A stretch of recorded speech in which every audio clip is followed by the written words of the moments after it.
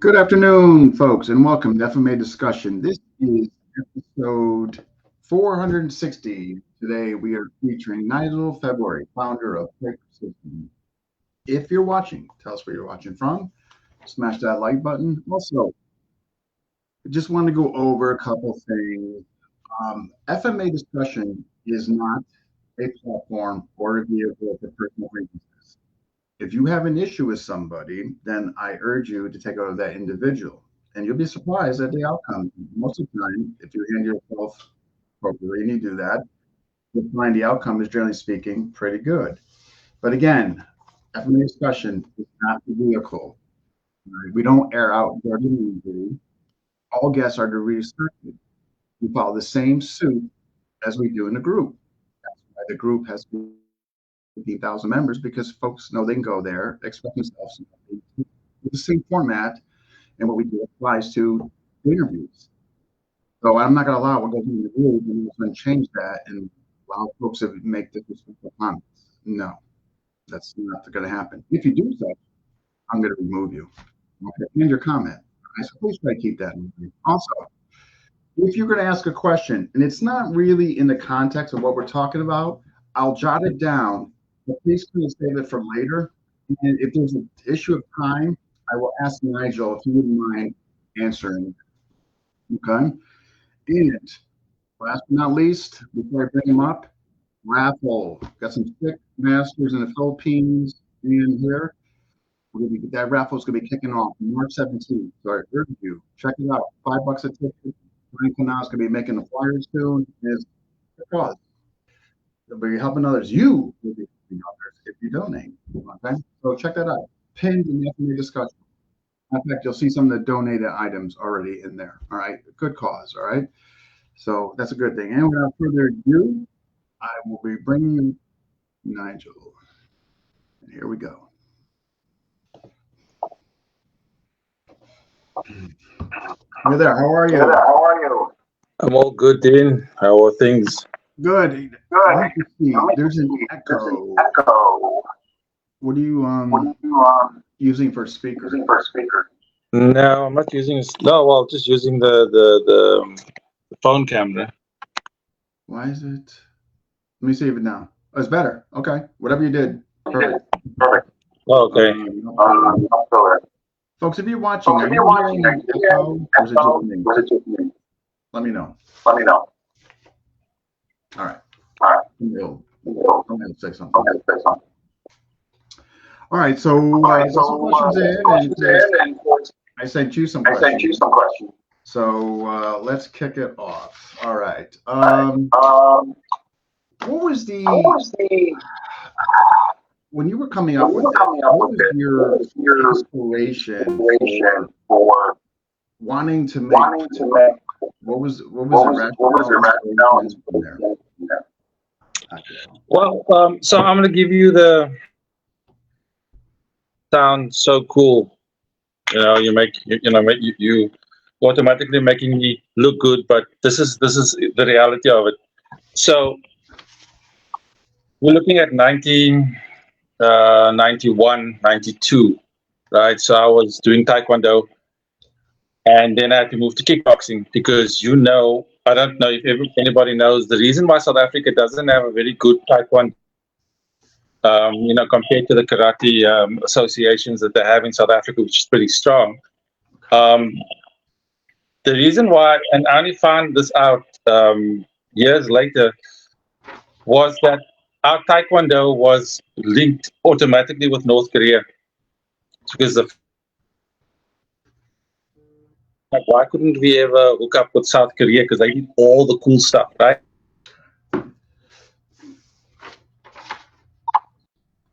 So that was after I turned 16, and that is the year that they're Native American Indian, and my dad was the result of a second marriage. So my grandfather below Cuba, and his first wife was a gospel singer from North Carolina, and then they had 2 kids, right? So he remarried my granny, who was Irish, and then I had 6 kids. So obviously, then he boys, 3 girls. So he had his own butcheries and he slaughtered his own animals. So when I was like 8 or 9, my father, taught me how, butcher style blades. Everything was high quality, carbon steel. Cleavers, those kind of things. And he taught me how to. He's the grandfather I grew up with. He taught me how to slaughter animals. After doing martial arts, it was all, prim and proper, the Van Damme thing. I always thought that that's how martial arts was. Then, in training, it didn't look like the way the gangsters moved on the Cape Flats. That was the big disconnect. But I wasn't any closer to anything. I didn't look for anything. I was just wondering, why isn't anybody addressing this? Because remember, South Africa is importing all these martial arts. We've got nothing indigenous. And it was just because I grew up on the Cape Flats. And just kind of power through. But at the time, I thought, explained to you before, because these were big guys,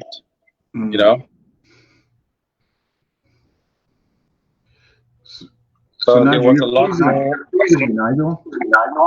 You're freezing in and out. And there's an echo. Jack, Nigel comes through frozen. Am I frozen? No, but it's doing it every once in a while, and there's still the echo is gone. Okay, well, I wonder if we're having problems with the Wi-Fi, which doesn't seem to be a problem. Could be. I mean, now you're not. But there's still an echo. Disconnect and reconnect. Is what Ryan is that might not be a bad idea. Can you go out and come back in? Okay, let's have a look. So I'm going to X you out and you're going to come back in. Okay. All right. Hopefully that will do it. What can I talk about in the meantime? I'm going to beat it like a dead horse. Raffle. FMA discussion. Check it out.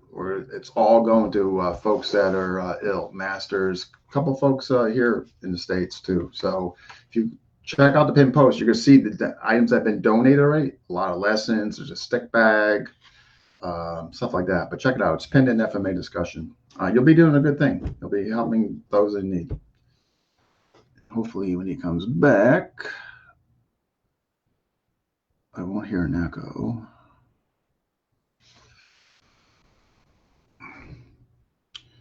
So just hang tight.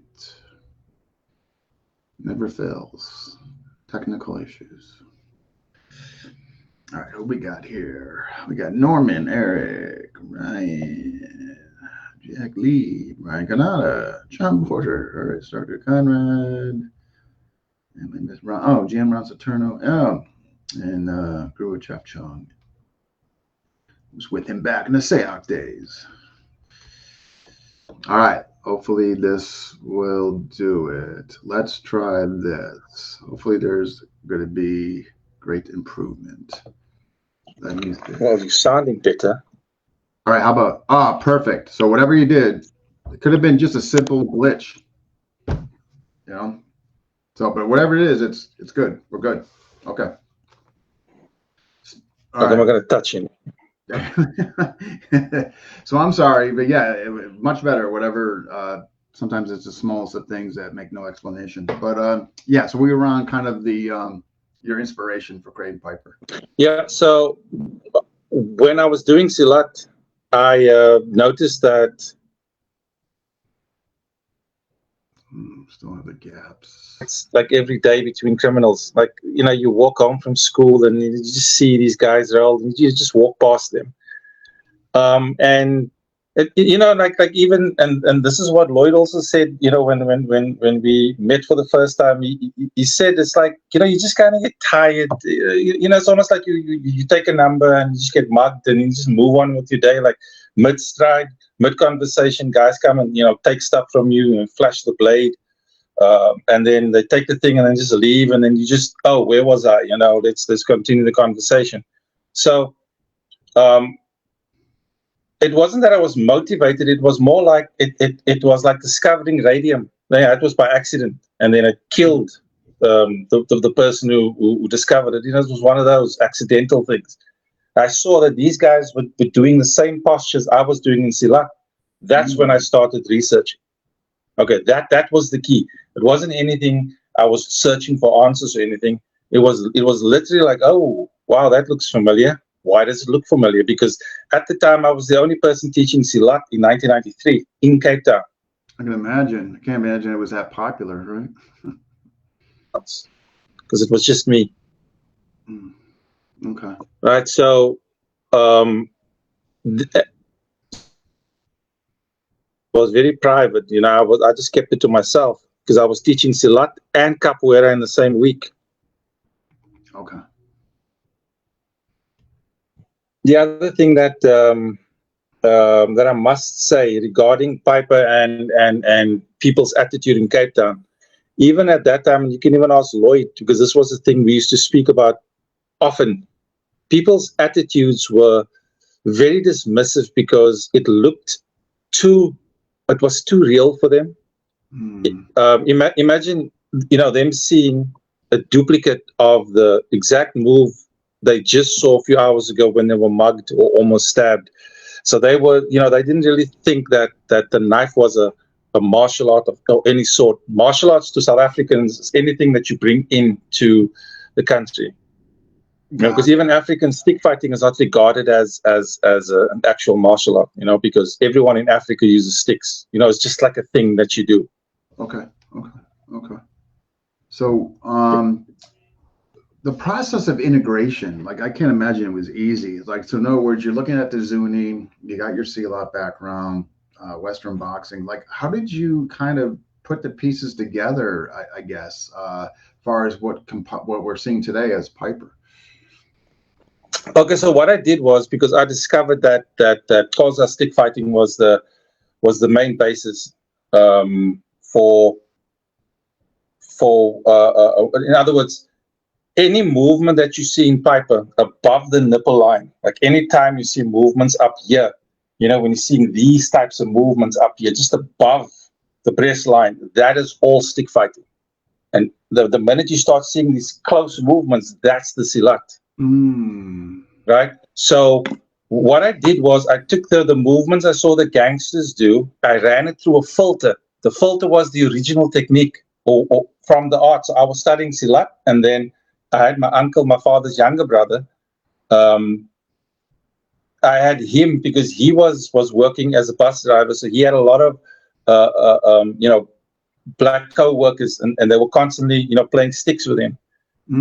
Because stick fighting in South Africa is a rite of passage when you become a man at like 14 and you have to go into the bush because the black men, so the Xhosa and the Zulu, they get circumcised at 14 years of age. Spend about a week to 2 weeks in a bush, and then they just survive. And he was he grew up playing with sticks. So when I started learning the sticks from him, I taught that to Lloyd. Like I was Lloyd's first stick teacher in that sense. Afterwards, Lloyd would go out and play with whomever he could get, or he needed to be trained up first before these guys would even give him like an audience. And this is how it is in South Africa. Even my own father waited until I was 16 before he revealed, that old chosen one nonsense. That was literally what it was. It looked cool in the movies, but it was a dick move because I was bullied prior to that. I could have at least helped. It would have helped me at the time. But not to digress. So you see the original movements, and then you see the movements they were doing. Now, it was important to filter the movements because you didn't know if the way they were stabbing, they could throw out. If you did it, you throw out your shoulder, or you damage your knee. Because Lloyd's style is the very African style because he used to put so much pressure on his knees and ankles when he moves, like he's constantly stomping. Now the stomping, that's the African part of Piper. Okay. because the stomping is a way to let people. It's like shaking the ground. Now a lot of armies throughout history, looking at the last 4,000 years of just combat. You've seen armies have done that. They've shaken the ground, and the black tribes, when they used to fight, they used to stomp on the ground before, as they're attacking or prior to the attack. So Lloyd's expression was still the raw African stick fighting and Malaysian silat that was combined. By the time he met me, that is what I was teaching. Those two right? combined. So it was. Okay. Yeah. So that was literally what it was. Now you have to understand there wasn't a need to evolve anything, because I was teaching Ronan Silat, and I had two guys graded under me as full instructors. We were teaching this. I was teaching capoeira, and I was doing shows with the local hip hop group here, because capoeira is the grandfather of breakdancing. You understand? So whenever they would do breakdancing shows, I would have to bring my group as well. So in terms of time, I was busy with those things. So Piper, it's like Piper is that martial art that's like that you can put in a Kydex holster and you strap it to your waist. It was supposed to be that. Okay. Just it wasn't something that I was going to add to my repertoire, so I could study it. You see, so and even when I met Lloyd, he felt the same way. The movements so much. It was mostly like I think we spoke about it in the week. People were looking at it as from add to your toolbox kind of vibe, and then the others was like, can you use this for self-defense? And I mean, those were, we kind of let people take from the system for themselves. But the initial mandate was, it's a bad guy. We're going to study it, figure out how it works, and we're going to figure out how to kill it. That was, from the founder's perspective, that was always my mandate. But I didn't stop anyone from, taking, the system and saying, oh, I like one or two of those things. It was just that the initial reason for having Piper around was,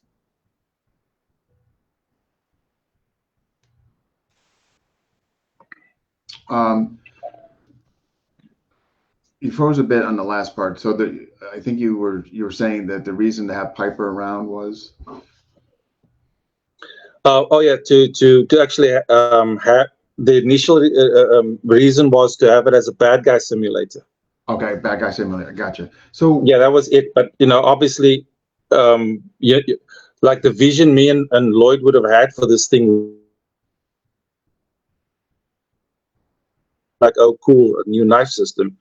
We didn't see it that way, but we didn't correct anyone. Okay. Now the boxing, the Western Queensberry boxing, where did that fit in?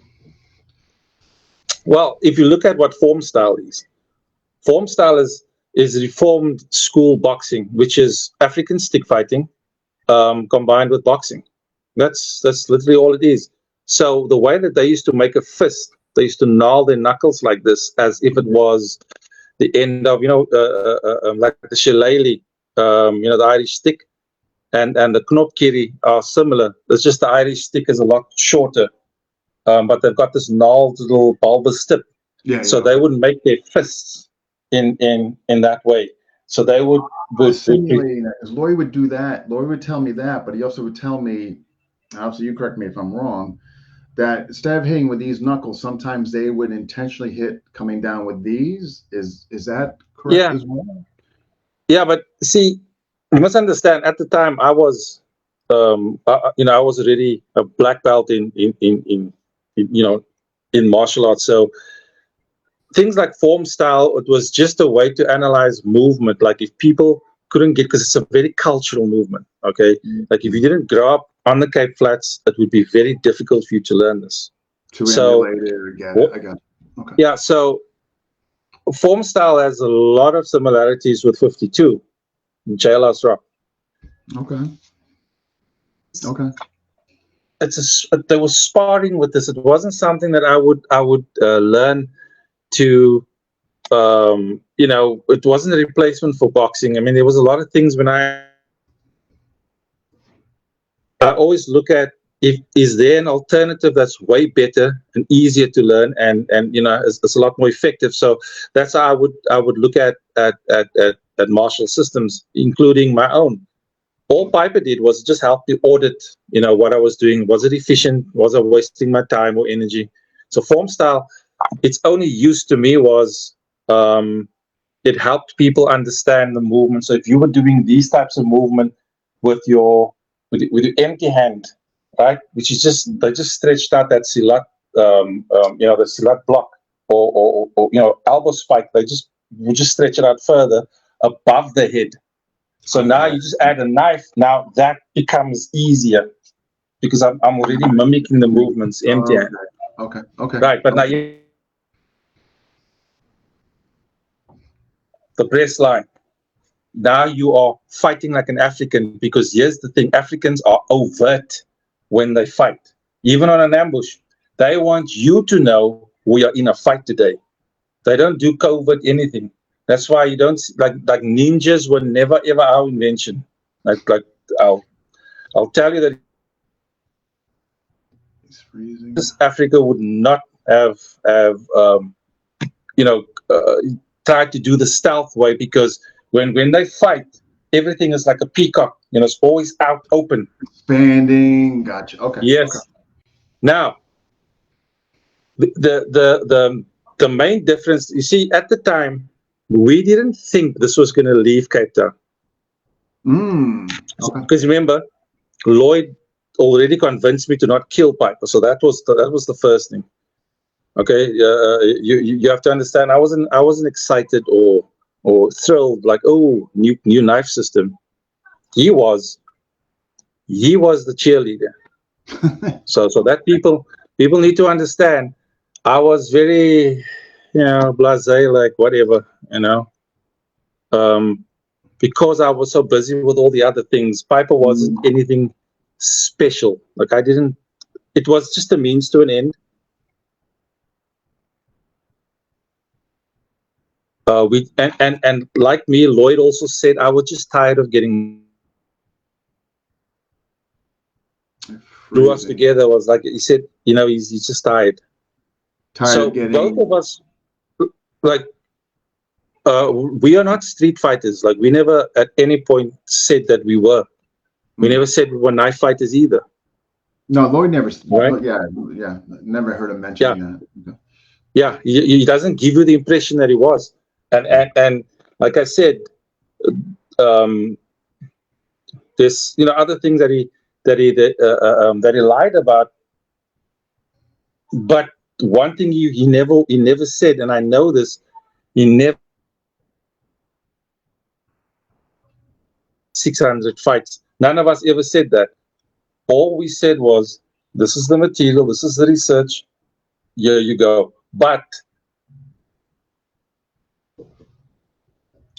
it was local. You're still freezing in and out. I'm not sure. Okay. I don't know. Let's just see if I'm gonna. All right. Yes, I'm just catching up here in the comments. Make sure I'm not missing any questions. All right.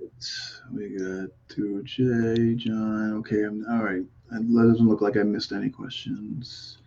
So anything above the nipple line, closed positions or sealant. So where the open position below. Okay, that was Jack Lee helped out with that. Okay, great. Okay, yeah, all right, no questions. Caught up. Okay, good. All right. So Lloyd obviously was highly excited, enthused. You were just thinking like, okay, it's here, but I don't think it's it's not really gonna go leave outside of Cape Town. And Lloyd, I guess, maybe had different aspects. Or Oh no, that's putting it mildly. He literally took the system out of Cape Town, He was the first like one to spread take it it throughout the outside. country. But well, before it was spread to the country where we had the gathering of the clans in Kimberley, it had to go to the US. Still freezing. You see, here's the thing though.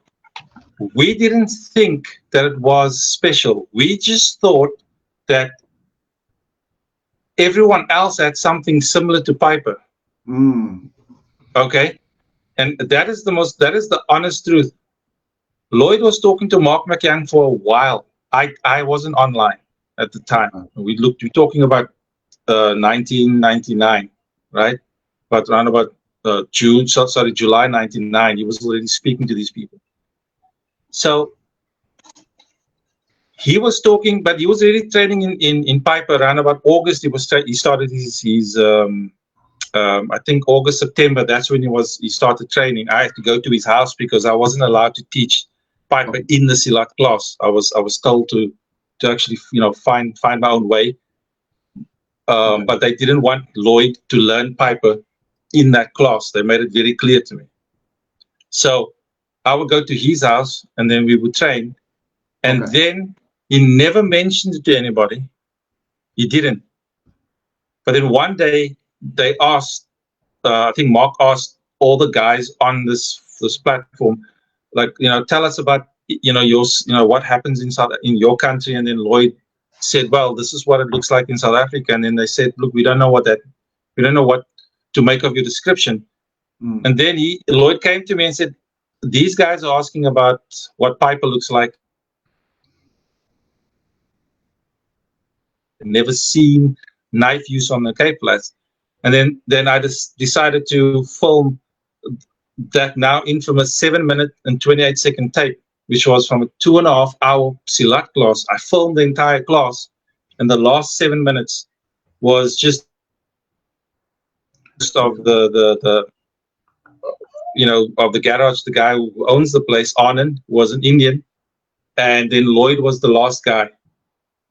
So he didn't learn. I'm sorry, at that stage he wasn't trained in Piper. He was learning Silat from me. And then I sent the tape to Mark McYoung. That was the 5th of February 2000. 5th of February 2000. It was a VHS that I sent over, and Lloyd was the first guy to get the response because we thought like, oh, okay, everybody's sending in their videos, and then they'll just discuss what they saw. But it's the way they freaked out because Lloyd actually he called me and then came to visit me. He said to me, deal was because we filmed some knife stuff. Mm. This is the reason why Piper took off, was because people freaked out. They've never seen anything like this. Now, that's a bit of a problem for us because, I'm a Silat guy, so there were a few Silat guys on that forum, that I, because some of them were big name players.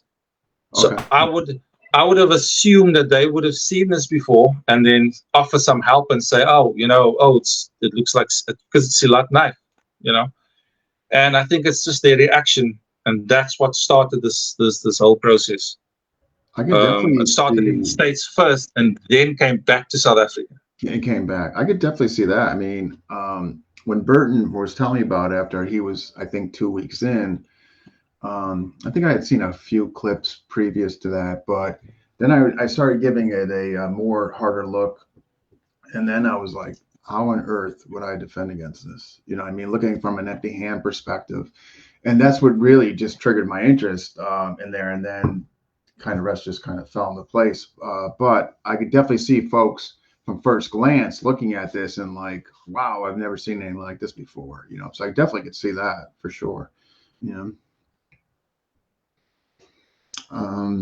What I was gonna say here, what's your, I know you kind of formulate things like that. There is some folks are, I guess, I don't know if it's confused, they're confused, or maybe just not knowing or hearing different things.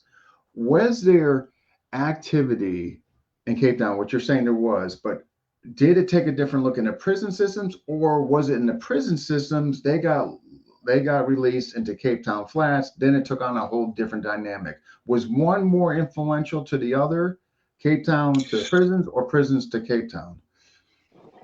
Okay, so that's a multi-layered answer, because I spoke to my pa last night, because he.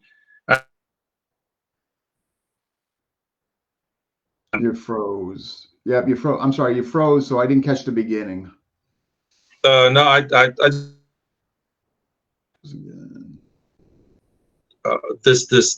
you asked me the same question. Oh, my Paul did. Okay, well, you probably got it from me. Okay. So, all right. It's, it's a chicken and egg kind of thing. So what I've seen was it definitely started in Cape Town. In the country. You see, when I grew up, everybody in South Africa, we have a nickname. We were synonymous with one thing: never trust the KP with a knife. Because we would stab a lot more than everyone else. Everyone else used the knife, but Cape Town, that's the finishing school right there. Now, because of the fact that the Malays lived or moved or have been living in Cape Town for since the 1500s, they've been here. So they see a lot already permeated throughout Cape Town for centuries. So, well, obviously that's not being taught, because again, this is the father to son type of transmission. There wasn't anything formal, anything big. Set up martial arts schools or anything. So, you know how that process works with with colonization. You subdue people's. Nigel, you're freezing. That kind of thing, storytelling. I'm sorry, Nigel. So you're freezing again, back and forth. I'm just wondering. You got caught off. What was the nickname? What was it? John's asking what was the nickname, but you got cut off. It might have been regarding in the Cape Town, known for the thrusting and all that. Was there a nickname associated with that? Cutting permanently off. Yeah. People called it by different names. In the black townships, they just called it the goni, which is just closer for knife. It's all, the word just means knife. In prison, if somebody piped you, it meant they stabbed you. If they but the etymology of the word piper, because remember I changed the name. Well, my father was when my father was alive, Piper had a different name. It was called Hidden Thorn, because he wanted nothing to do with the gangs or anything about the gangs. He hated gangsters like the plague. So when he died, June 22nd, 1997, I waited until September 8th before I could change the name to Piper. Okay. So, yeah, but the word Piper, and this actually answers your question as what came first, the prisons or the street. So I don't know if you can hear me. Yeah. No. Yeah. Are we good? Yeah. Okay. Yeah. If I'm freezing, you have to actually just cut me off. Okay. Because I wouldn't know. I will. Okay. What you hear. Okay, so the first two gangs in Cape Town started in the 1930s, right? So this is where the frozen.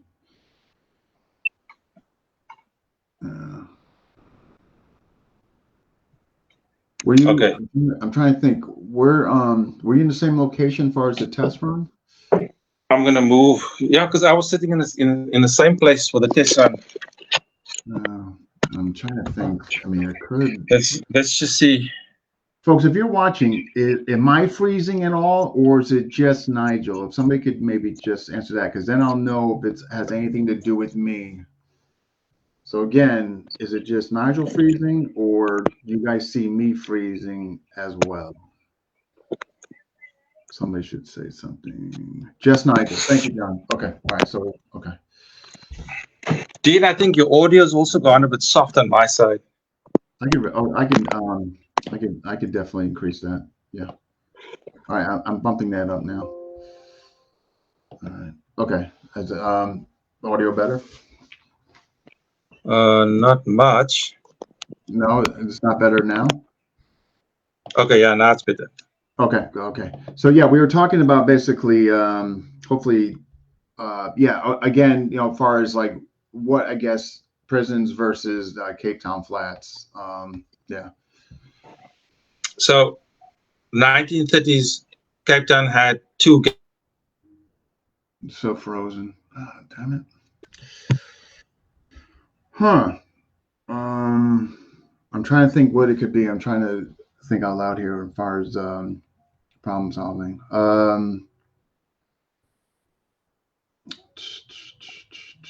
They're saying it's just you. I'm coming in clear and not having any hiccups. I mean, maybe try coming back in. I mean, I suppose it couldn't hurt. Close. Oh wait, close your OnlyFans page. I'm not sure. It seems like live Wi-Fi issue on Nigel's side. Yeah, I'm guessing. Okay. Nigel. Mr. Williams is trying to be funny. All right. Now, okay, frozen. Am I frozen? Not now. You were just a bit ago. We may just have to run with it, and I mean, certainly this wouldn't be the first time this happened, but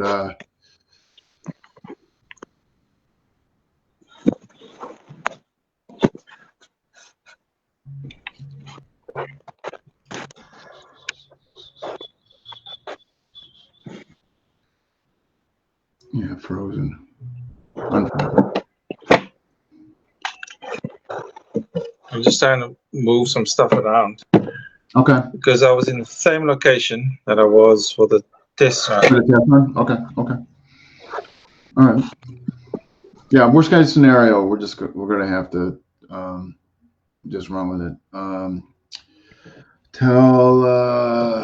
Let me see here. Tell Nigel to move back some from the camera. I found people often freeze when they're too close. I guess it's worth trying. Yeah, you suggested maybe How's this? Okay, yeah, I can still hear and see you perfectly. So maybe I guess it's worth trying. Okay. All right. So the two gangs back in 1930s. So the first gang was called the Skullbusters. Skullbusters. Yeah, so they were the children or the descendants of the Native Americans who moved to Cape Town in 1879. Native Americans moved to Cape Manifesto, Town? you can actually find those.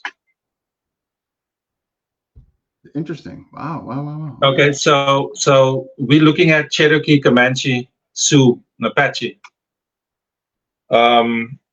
And they carried the tomahawk with them, but they dressed like the Italian gangsters, three-piece suit, two-toned shoes, and then they had a tomahawk in the pants. I don't even know how that looks. I can't even imagine, but yeah. In fact, if you go online, I think on YouTube, there's this thing that I did on stage in 2011, where I was dressed like that, and we actually reenacted the first two gangs. So it was the Skullbusters, and then the Globe gang. They were the migrant workers, the black migrant workers from the other parts of the Western Cape. So it's Sotho, Zulu, Xhosa, Venda, Shoshone. from the rural areas to come to Cape Town to seek work. The docks was the best place that anybody could find work. You know, as a It's so freezing. Damn it. you know, you either work as merchant marines or you worked in receiving, you know, on the docks. Okay. Receiving or okay. Yeah, you know, and because these migrant workers quickly found out who ran Cape Town, so that's how they formed their gangs. They had a knife that looked similar to the okapi, but it was a lot longer. In fact, if I describe the knife to you, you'd know it's found like in different places around the world. It's like it's a folder with a long handle, but it has a curved blade. You know, it's So it's like half you know, knife, half karambit, half knife. yeah, that looks, you know, but it's like it's a banana shape, but the blade length and the handles, they were equal length, not like the okapi. Okay. And it looked like a karambit kind of thing. And they the ones who, when they fought using, you know, stick movements because they couldn't carry sticks. The British didn't allow them to carry any overt weapons, you know, like outside weapons. How they dressed was they had the dangri on, denim dangris with these little railway caps, and these guys they actually matched. Okay, they it was like a scene from the Warriors. Remember that movie? All the gangs that they encountered, they all looked the same. So it was a scene like that. And so again, you had Native American influences in the movement. It was really embedded in that movement. Wow. Okay, so because my father was, you know, of the Native American descent, so I didn't know it at the time that it was frozen. The what the skullbusters put in. That is so fascinating. Wow. Then 1950s comes along because I remember the British subdued these gangs and split them apart. So 1950s, the former skullbusters didn't have work, so they became support families. They were fishermen. So they transitioned into the fishing industry. Okay. I remember growing up where every week, every Friday, they would come in with a horse and still freezing up. Placing the horse and cart with a trailer, a pickup and a trailer. Nigel, you're freezing up a lot now. Huh. You know what? I'm wondering maybe coming back in, maybe like, are you using your phone? Yeah. I'm wondering maybe it might not hurt just to repower it and come back in. After that, I'm gonna be out of options as far as like what to recommend. Oh, you mean you want me to turn it? Do you want me to switch the phone off and then on again? I'm thinking maybe that's the only thing I can think of at this point for a remedy. Yeah. Okay. Wait. I think just give me a few. Give me a minute. No, yeah. Well, I'll be here. Yeah, no worries. Okay. I'll entertain the group.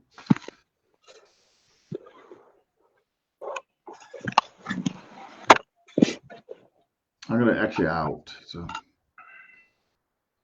All right. So. I'll see you in a bit.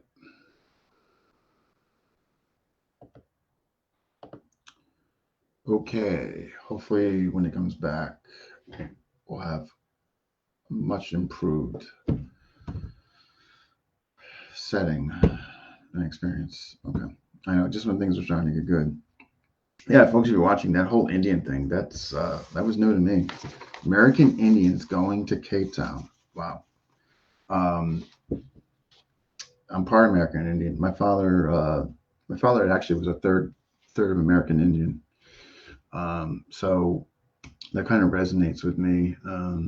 Just the whole thing with American Indians and just how, not to go political, but, but the desecration of their culture and everything, putting on reservations and such. So kind of empathetic, and there's an aspect of sensitivity with me with regards to the American Indians. My father also, again being a third and just hard life. My father was, believe it or not, was illiterate. My father had to take care of his family. His parents both died, and so again, have a soft spot for the American Indians. I'm just amazed that they went over to South Africa. You know what I mean? Of all places. They were known to, yes, as well as everybody else, Renee, as far as the episode 355. Absolutely. I mean, that's more significant than anything. How about those blinds? Renee is supposed to be doing the fundraiser. I don't know what's going on with it. He's supposed to be running the PayPal on that. Interesting part, Skull Butchers. Yeah, Skull Butchers came out of Canada as well. I just want to make sure I'm not missing any questions.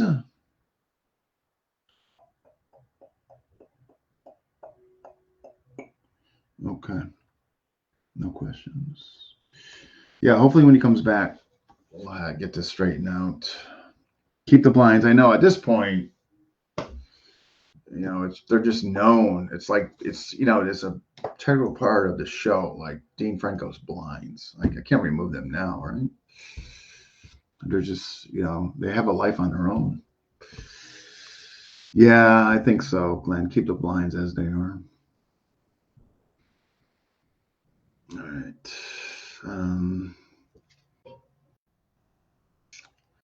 Let's see. Yeah. Did Nigel say somebody lied? That was when he froze, John, on the 600 fights. I'm not sure. Yeah. I'm so far behind right now in time. Right now, I can't even, I'm way behind. Paulo, green sweatpants, not great, Paulo, but thank you. All right, let's see what this does. Hopefully, we have improvement. All right, let's hope for the best. If this doesn't do it, we're just going to have to run with it. That's all. So, yeah. Okay. I mean, So, okay, so 1950s. Yeah. Okay, so the 1950s come around. These guys are now fishermen. They're much older. Right. Okay. No, I didn't do anything. He's still freezing. They have these unique knives made out of cow bone. Right, the handles are made out of cow bone, and then they had like a selection of different types of filleting knives, paring knives. But it's like and they had little leather holsters made for them. Either they used to wear it around the ankles or around the hips, and they would clean the fish. So after you bought the fish from them, they would clean it in front of you, and then hand it to you. They would sharpen their knives on the curbs, the sidewalk. And the gangsters at the time, they never robbed one of these guys. You could never mug them because they were called the bonesmen. Okay. All the movements of their what they learned in from fighting the Globe Gang, because that was the only competition they had. So now you combine all those movements, and these guys, that's where I actually, if you look at the way that I do an overhead stab on the bonesman, it is that, stabbing, what we call stab under the. Okay. Like this. So they used to keep everything under the cheek because they used to use the tomahawk like this. They would actually lean the tomahawk back like this and flick it forward because it was a tiny little axe that they had. So if you see me, whenever you see me do pipe and I stab under the cheek, that comes directly from. They would be able to draw cleanly, hit the cheek or under the chin and stab immediately. Okay, I have a question because Lloyd mentioned the fishermen and all that, but he also mentioned to me was that there was the intentional disfiguration, if you will. where they would take the knives, like much you said, on concrete to create this jagged edge, so to speak. So when they would cut, the scarring was so terrible because of the jagged edge. Is that any truth to that? Yeah. So we actually had that discussion years ago when I brought out the why they drag the blade on the ground. The only time that the gangsters or people with knives slash is to disfigure you, is to actually, it's like an FU kind of thing. So we don't slash because it's effective. It's a fight stopper. They slash to mark you. So that's like a big thing. Okay, so that's like an ego thing. So it's could have killed you, but I want to mark you so people know it was me. So that is that was a big thing. Humiliation, saying that obviously you're walking around Cape Town, people see it, they kind of, they kind of can associate what happened with you. And okay, all right, because I've always found that interesting. Like they're doing that for an intentional disfiguration because the scarring is just so bad. You know what I mean? Wow. So okay. Because I'm going to kind of go through these a little quicker. Just okay. Did certain gangs specialize in tactics? So in other words, was there particular gangs that excelled in the shimmering, or they were known for that? Is that accurate or no? Well, you must understand the thing with the shimmer. Like even my father-in-law said it a few weeks ago. He even mentioned it. When I discovered the shimmer, it was only a handful of gangsters that would use it. Because look, I grew up in Elsies River. Me and Lloyd grew up in Elsies River. That was the knife capital of the Cape Flats. Like if you wanted to, that was the actual finishing school. Like we never used to have gang fights. And the thing about the shimmer was that only if a gangster faced another person that knew how to fight, then they used the shimmer. But other than that, 99%, everybody just stabs, like straightforward, just stabs because you couldn't do the shimmer to actually fight somebody equally skilled. So that was the reason. So that kind of coincides with the language piece that you mentioned, as far as the shimmer and all that, the cultural language aspect to that. So if I do the shimmer like this, the message I'm sending you is, oh crap, this guy can't throw down. That's why I don't like teaching the shimmer to people in North America and Europe, because you've now overtly announced your arrival, and the shimmer didn't do anything yet. You haven't killed anybody yet. You just stand and just moving your hands around. But if I do that same movement on a Cape Flats, I could potentially avoid an altercation. Because you're showing that you have something. You're not the guy to talk. You're not the guy. No, it's the way. It's the way that I'm moving. Like if you see the way that they hold the fingers and when they stabbed, it's done in a particular way. If you watched the World Cup, the Rugby World Cup that we had in October, you watch the South African fans when we celebrate or when we dance, when we sing. The little idiosyncrasies, you'll see those movements in Piper, especially the old Piper, because we move like that already. That is the reason why I don't like the people to learn. If you're from the US, don't learn. Use Piper for self-defense. You'd want to use something that is stripped of all of that, and you behind. It's like milking the snake. You can throw the snake away, but you've actually got the venom now. Okay. If I do this movement, if I just did that without touching you, and you see it, know that this guy knows how to use the knife, because that is an indication. Okay. You get blank stares. See, so the efficacy of the move It's still freezing. Lost in translation. So that's why the way I teach Piper is I leave the shimmer for last. Tight structure first, because now by the time you get to an advanced level, you're only learning the shimmer from a historical perspective. You're only learning it because you either a pipe instructor or you piper guardian. So you want to know, because like the tumbler and the shimmer, these things aren't as important if you are outside of Cape Town or South Africa.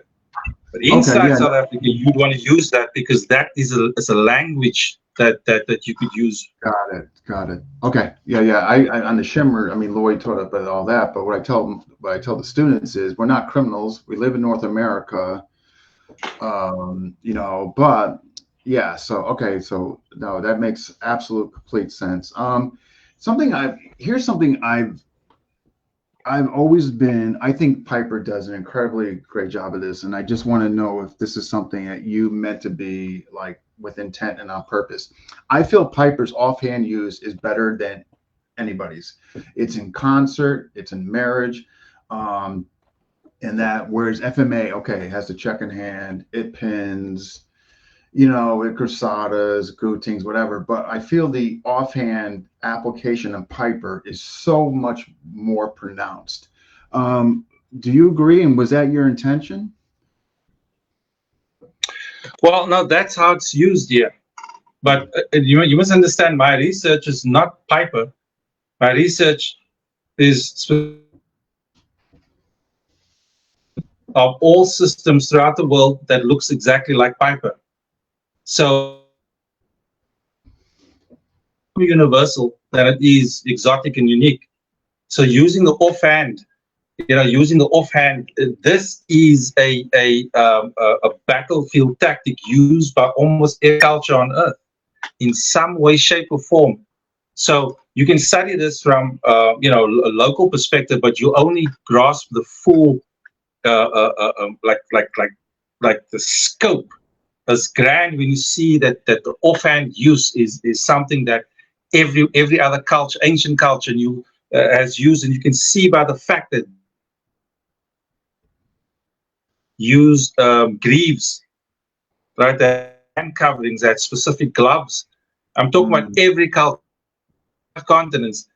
When they use an axe or sword, the way that they use the hand to grab, to blind the guy, to control the head, control the neck, while they are using the blade.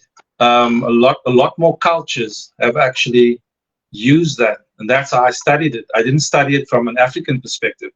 I studied it. I did was I looked at the research and saw, they are stabbing. Okay, so now I'm going to collect the movements and see what we get.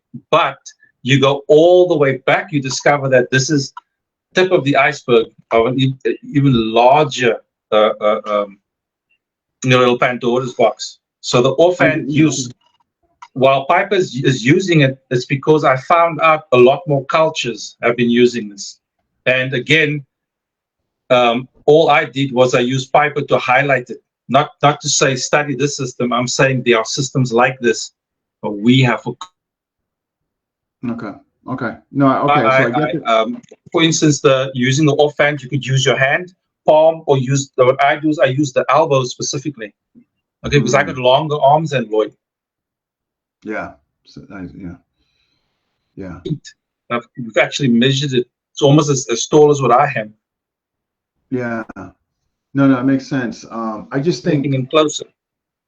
No, yeah, and I totally get you. Like the older systems always incorporate it, but I think over the years, a lot of those systems it kind of got, muddied or lost in translation, if you will, or not further developed, expounded on, or highlighted. I just think Piper really highlights it more. Current status quo in there. I feel abstractions, the fakes. I mean, everything. I just think Piper does an incredible job in the use of that, So getting into the tumbler and harvester, what is the difference between the two in as far as the tactics based? Okay, so the tumbler is what was called the advanced twill, back in the day. Because when I started to name things, it was very. You can see I really didn't love this system that much because I just thought just like overhead step, side step, advanced twill, basic twill, triangle step. Like I really didn't. I wasn't getting poetic with this. I was just like straightforward. So the advanced twill was where you tuck the blade in, and it was a feeding mechanism for the overhead stab. So every auxiliary movement in Piper was a servant to the two main stabs. Now, two movements that killed the most people in South Africa. So that is why they were included. So Piper doesn't have any other stabs. It's like I just used the two most common, the two most used, right? So the tumbler is supposed to help you clear any incoming limbs. Okay. So there's two sections. The first one is he already has my arm, and I using the free hand to actually smack it and then stab. Come over down. Okay. The second use is just before you to kind of just like tear right through him to get to his organs. So any obstruction, remember, like when you're using the blade, you don't chase angles, you chase organs. Chase organs, right? Okay, got that. Yeah, you're chasing. Because like a firearm, a knife is penetrative. The stick is like a fist. It's concussive, right? It's bludgeoning weapons. It doesn't go inside the body. Once you go inside the body, things change. So your blade is similar to the firearm. So the tumbler, and I renamed it the tumbler, is done in such a way that also you're protecting your midsection. You're protecting the chest, the lungs, the heart, all of that. So this continuous movement creates like a little force field. Now the harvester, I was the only one doing the harvester. If you look at all the older that would serve as the side stab, because if you look, I would flip the blade out like this. So when I do the tumbler, it is literally just flicking out the blade so that I can actually side stab, whereas the tumbler has me moving in the direction of the overhead stab. Okay. See, so that's the difference. Got it. Right. Okay. So harvester would be.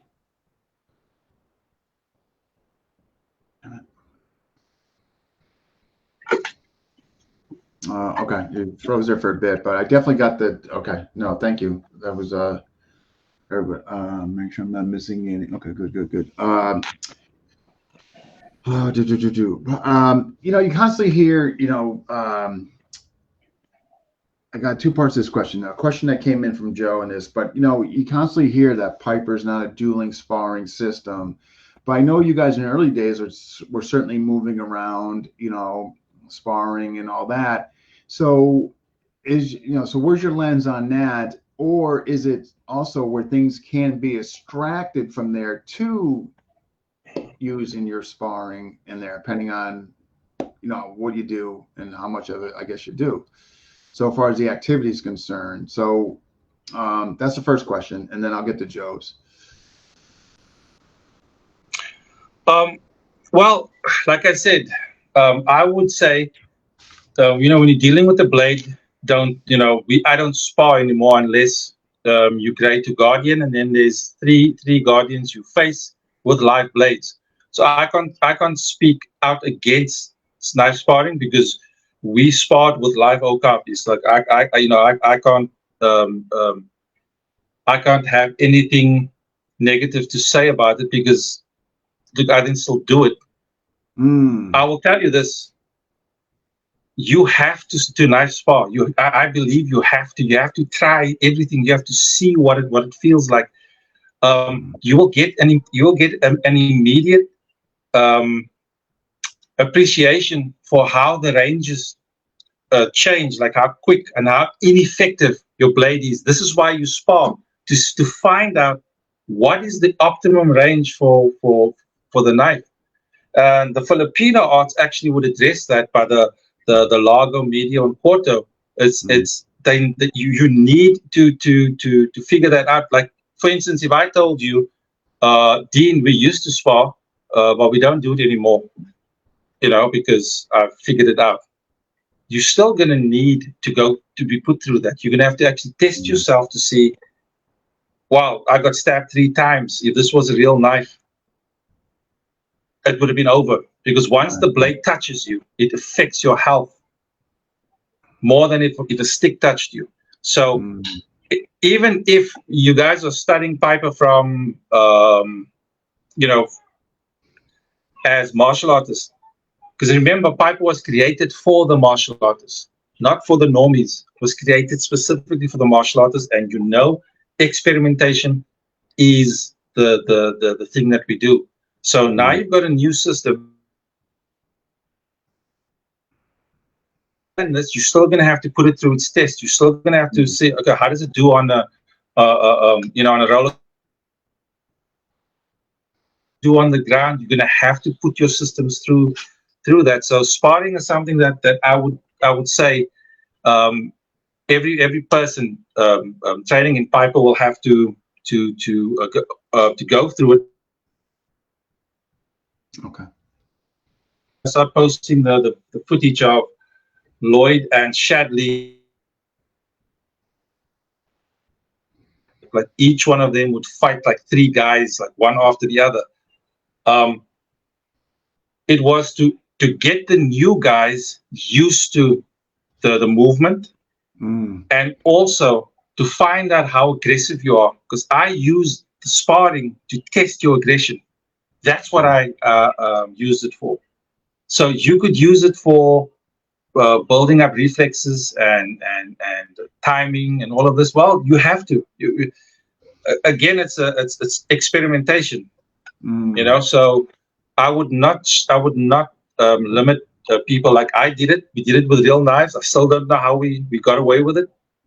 But yeah, I would encourage people to test this out, like experiment. Like, I mean, Dean, you do a lot of that.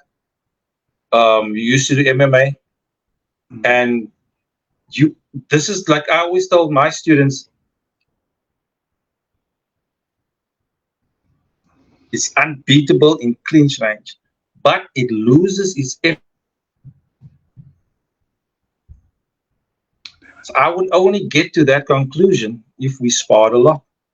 So you're saying you froze there. So you're saying it's unbeatable in clinch range. I'm assuming you said, but in longer range, not as valuable or functional. Is that? No, it's less functional the further away you are. Exactly. So, okay.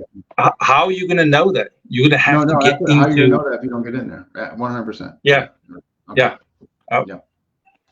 Okay. And Joe's question is, okay, here's from Joe. How has Piper changed since development? Question 1. Have you taught law enforcement groups? And if so, has it benefited them for training? Well, okay, so in South Africa, I've been teaching law enforcement since '98. But here's the thing, South Africa is very political. Like our police is very political, right? So the guys that are in charge of the police are politicians. They're not former police. They're not like a guy that worked his way up through the police. So these are just politicians. Like the guy had a different portfolio. With the last election, he was Minister of Sport. Now suddenly he's Minister of Police. So that's the first thing you need to know about Wakanda. I train police individually. I have what they call an after-work program where I train them for when they are off duty. Okay. Because we have bounties placed on policemen here. Like the gangsters put contracts on them. So they get gunned down and assassinated in front of their homes on their way home. Okay. So in 2000,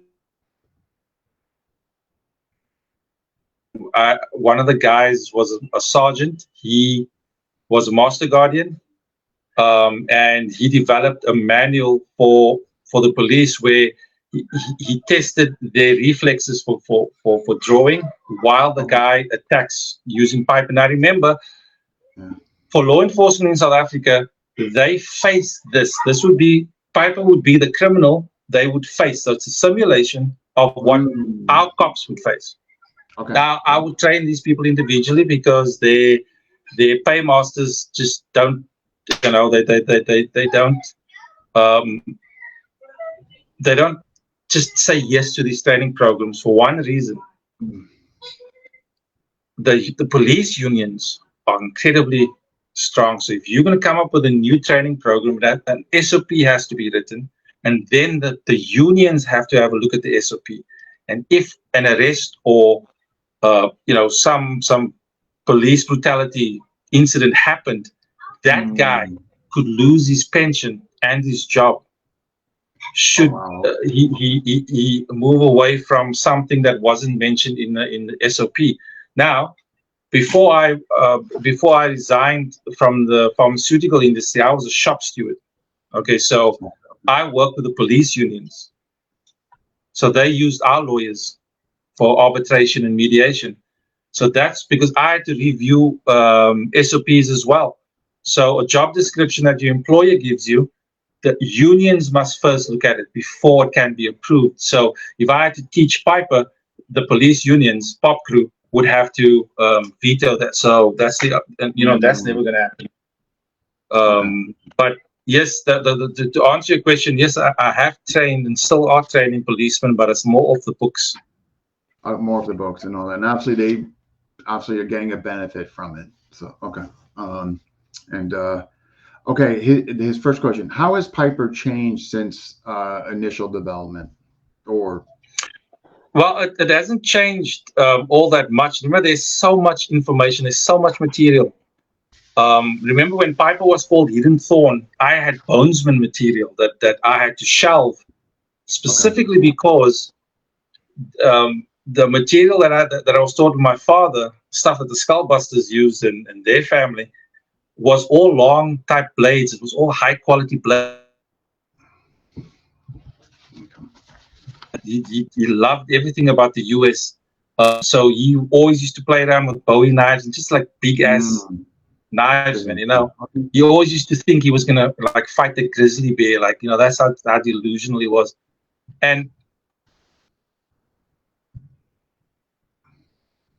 these movements, why I switched to the more gang-like movements is because that was relevant to me. Me being Native American wasn't helping me one bit here. So the cool thing about the Piper research was that I could use any cheap blade, short blade. I could use anything just with a slight tip, and it would be effective. Some of the stuff they were using was a lot of saber grip movement, and you needed a sharp edge, and the blade, has to be strong. So it was just a case of not including certain material and then releasing that material as time went on. What I've done now since 2016 was I've made the Piper that I taught outside of Cape Town, I've made it as tight as centerline shooting. So if you're an American or European guy and you're doing centerline shooting and you're moving like this with your firearm, Piper has to have the exact same structure. Because America is a gun culture, so your knife methods must go along what you're using for your firearm, right? Specifically because you have the options to still draw the blade, the firearm before the blade, and not the blade before the firearm. Do you understand? Because you have a lot more firearms and knives in your country. Yeah, absolutely. So you see that switch, if I draw a blade, it's quadrupled. He's not going to draw the same blade now in South Africa. I can take the chance to a certain extent. If I draw a blade or that guy draws a knife, at least I know the only equal I have is a blade. But in the States, it could come from anywhere. Everyone. Okay. So that's the only change. Is everything is tighter, and it resembles centerline shooting a lot more. Because again, I've stripped all the what I say, anything above, like you'll see, I don't have any arms or extremities moving above my eyebrow line. Okay. Everything is always below the chin. So the highest stab is your overhead stab, which is below the chin, next to the deltoid. So between the deltoid and your jaw, that's the height of your overhead stab. And then the side stab is literally just turn to the side, and your first target is the neck. You don't stab to the torso. Because again, if you're going to deal with Americans, you're dealing with people in living where the cartels are living. These people have body armor. So you want to hit the neck, like the gangsters in South Africa initially intended. They hit the neck first. Hit the neck first. Okay. Okay. All right. Awesome. And teach them from the beginning, from side stab, from the pericardial sac all the way up to the neck. Up to the neck. So that again, it's the way Lloyd he created another syllabus for people who were totally clueless about this material. So that's also you have to take into consideration. And you have to dumb it down even further, because if he takes it further away from Cape Town, people have even less clue. So he had to make it like little bite size. Okay. So part of the evolution, though, I mean, as far as African movement and there, so what is your opinion on, I guess, you incorporating some of the African movement, or are you straying away from it, or am I correct in that, or no? What's this? As far as the pure African movement in Piper, even though you're going tighter with the whole gun reference, and I'm understanding that, are you still have some of the African movement in there, or have you strayed away from it? Now the African movement is mostly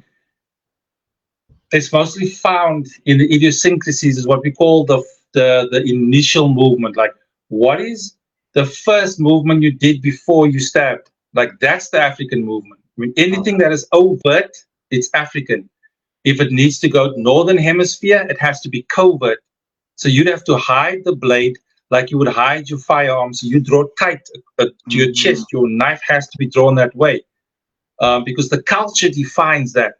But here in South Africa, if I draw the blade and it's all up here, the movements I do prior to stabbing, after drawing, that's the African movement. I want you to see it, but I want you to see it in context, my culture. But if I'm in Washington, D.C., or then I only draw the blade. I'm only doing tumblers, and that's the other thing. The tumblers here are this high. Tumblers is not the way that I developed it. These guys will tumble on top here so that they can actually stab above the tumbler, which is above their head. That's why I call it the overhead stab, because it was literally overhead. Got it. Because that's a stick movement. You see, when you're hitting this level, it's all stick movements. Yeah, right. I got it. Right. The drift shots and etc. and all that. So that totally makes sense. Okay. So so if I'm doing anything like this and like that, pre-stab, that would be the African pre to me. Because you want me to see. Okay. I got it. Okay. That makes total sense. So, but far as the Westerners go, is there a benefit, I guess, to look at that, enjoy that, or do you think it would hinder, like, their being, I guess, more direct? Would it hinder their growth or their journey? Well, okay, let me put it this way.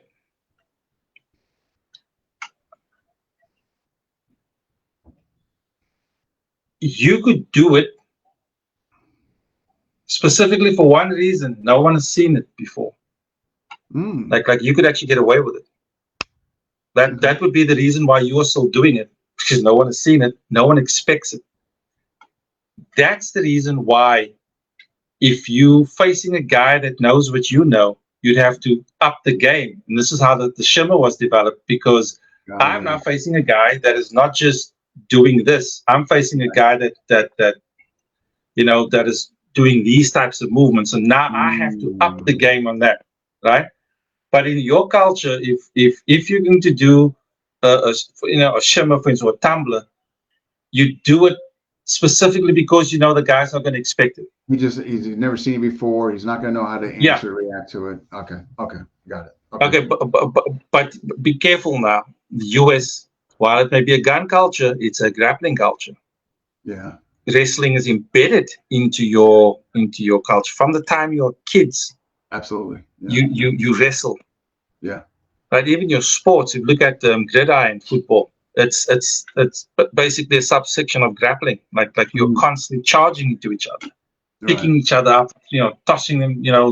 That's essentially what it is. It's wrestling with pads. Yeah. So your piper is now in this new culture where they are crashing. There's more body contact. Now we will dance around like peacocks here in Africa. You got these big guys, 6'2", 6'3", and now and this is why I don't want people to be playing around with the knife. I want your knives here because you're going to be making contact with the other person. You're going to be ramming into them. They're going to be ramming into you. They're going to be coming in. And that's something Lloyd actually taught you, because you get very aggressive, like at shoulder charges and all of that. That is something that you should be taking, because it is strange, because for a guy that was never aggressive, he was never in your face. It's not in his nature. When he had the knife in his hand, he was a different person, because then he just wants to just manhandle you, just want to, charging into you. And that's essentially the part of Piper that the American has to take with it, because it done culturally in your country, like the chest bump. You guys must have invented that. We didn't invent the chest bump. I don't think so. Yeah, that must be you. I'm sure it was us. Yeah. Somebody in the comment section must correct me if I'm wrong, but I saw Americans chest bump for the first time. So no, I'm sure it's us. I'm sure we came up with that. And what about weight distribution? Is it forward, like stumbling to put your weight behind it? Also, Piper is more mobility than stability. So you fall into someone. Right, to create that off balance and compromise their structure. You correct yourself. You correct your balance after the attack. After the pass. So in other words, using them as a second point to regain my balance after that collapsing into them with intention. Got it. Yeah, well, Lloyd has that. I know he's taught you that. Absolutely.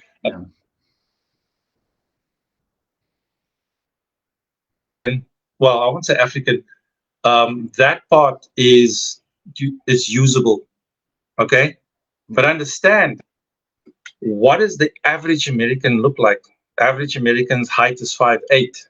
That's the average height. But you start getting to the southern states, these people are short at 6 feet. They are called short. I'm 6'2". In my culture, I'm considered tall. But if I go to the States, I'm just average. Right? So now you've got the size, you've got mass. You cannot wish that away. You cannot make that up. Yeah. Like if a guy that is 5'4" is punching me compared to a guy that's 6'3" that is punching. Same punch technique wise, but the mass influences everything. So yeah.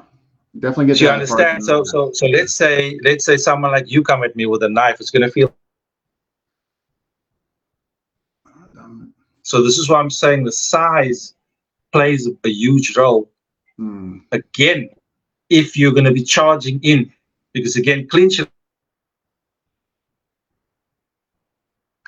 Piper in clinch range, it thrives there, but it gets weaker the further away we travel.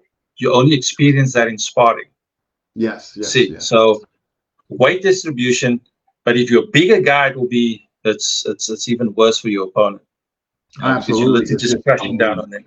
Yeah, right, and disrupting them. And Somebody's asking, ever cut yourself doing the shimmer or a shimmer? No, I always used to cut myself doing the dumbest shit ever. So I used to see Piper, you train at night because it's cooler. Okay. So I used to train up until 1 a.m. in the morning. And I had this habit of watching television while I was doing Piper. So now I'm doing all of this, I'm switching. I stop training and I have to put the knife down. Something as simple as putting the knife down is where I actually cut myself. All I have to do, just one job, put the knife down. Or sometimes I'll watch TV and try to I'm just playing with the tip and then discover like, oh crap, you'll see I'm busy scratching or picking at something, but I'm watching the television and then I discover that I just cut myself. Like that's how I hurt myself. Like I never hurt myself actually doing Piper, especially the tumbler. It is when I'm looking away, having a conversation, and then just forgetting that the knife is in my hand, and I'm trying to maybe scratch my leg, and then So obviously, when my biography comes out one day, we're not mentioning that. We're not. Right? You're not putting in that in. Yeah. Right. Yeah. Like Lloyd, for instance, hurt himself with a kudu. The kudu was a mistake. So people used to give us kudus as gifts, and the kudu was just too sharp. And Lloyd cut himself trying to close the kudu because the knife design was based on the okapi, but it was it was the dumbest knife to copy. Okay. And I mean, you got cold steel with a cold steel blade. And you've got the okapi design. That was a match made in hell. Yeah, they tell me, guys. And we would hurt ourselves just trying to close a knife or open a knife. Yeah. And at no point, I'm going to say this again, did we ever say we were knife fighters, that we were killers?